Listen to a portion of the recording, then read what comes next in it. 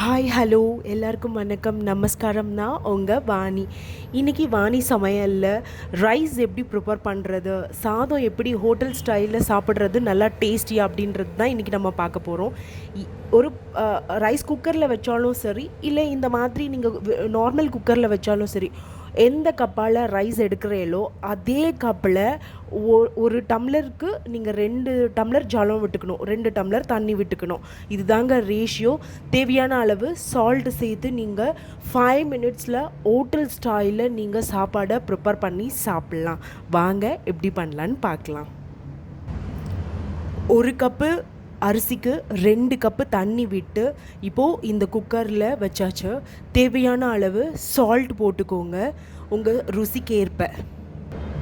சில பேர் சால்ட்டு போட்டுக்க மாட்டா, பட் அவ டேஸ்ட்டுக்கு ஏற்ற மாதிரி போட்டுக்கோங்க. பட் சால்ட்டு போட்டு ஒரு வாட்டி ட்ரை பண்ணி பாருங்கள், ரொம்ப நல்லா இருக்கும்.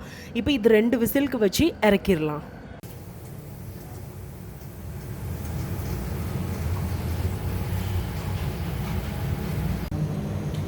ஸோ சாதம் ரெடியாக எடுத்து